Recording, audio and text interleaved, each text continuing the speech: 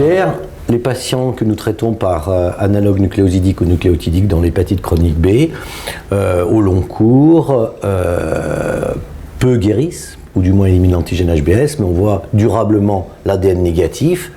Est-ce qu'il y a un intérêt de doser l'antigène HBS en quantification? J'ai effectivement sélectionné un travail taïwanais qui a évalué le risque de rechute, le délai de la rechute et la gravité de la rechute en fonction du taux, pas de DNA, mais d'antigène HBS à la fin du traitement par NUC.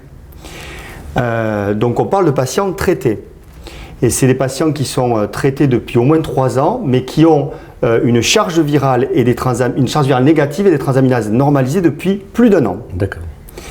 Et donc il y a 3 groupes de quantification. Un premier groupe où la quantification est inférieure à 100, le deuxième groupe entre 100 et 1000, et le troisième groupe où la quantification est supérieure à 1000.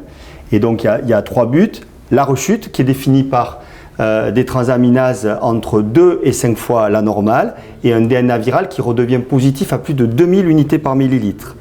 Le délai de rechute, on parle de rechute précoce lorsque c'est inférieur à 6 mois, après l'arrêt du traitement, et la sévérité de la rechute, avec des cas de décompensation ou d'hépatite grave définis par des transaminases supérieures à 1000. Et bien dans cette étude, c'est assez intéressant de voir que dans le groupe dont la quantification est inférieure à 100, on a un risque de rechute à 48 semaines après l'arrêt du traitement qui est à 30%, alors qu'il est significativement plus haut, à 50% dans le groupe dont la quantification est supérieure à 1000. Donc ça, c'est déjà une première information sur un risque de rechute majoré quand on a une quantification de l'antigène plus élevée à la fin du traitement.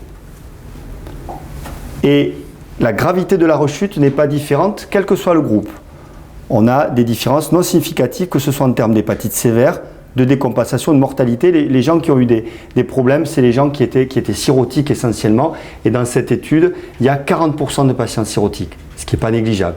Donc le message de cette étude, c'est de montrer que le titre de l'antigène HBS en fin de traitement, chez les patients qui vont pourtant très bien, il est associé à un risque de rechute non négligeable et qui est beaucoup plus important lorsque la quantification de l'antigène HBS est supérieure à 1000 unités par millilitre. Par contre, ce n'est pas prédictif d'une gravité de rechute.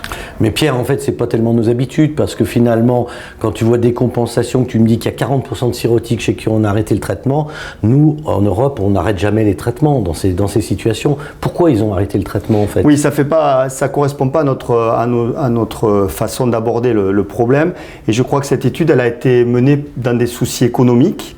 Les sociétés savantes, la société savante asiatique a proposé d'arrêter les traitements par NUC lorsque la charge virale est indétectable depuis plus d'1 an après l'instauration du traitement.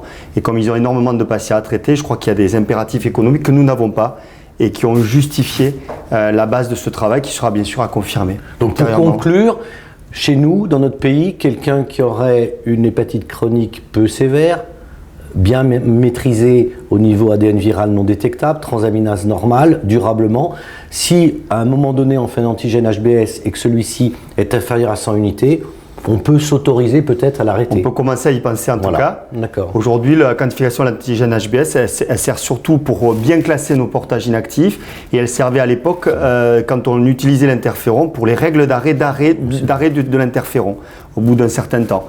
Là, on est au tout début de savoir qu'est-ce qu'on va en faire à l'avenir. Merci beaucoup, Pierre.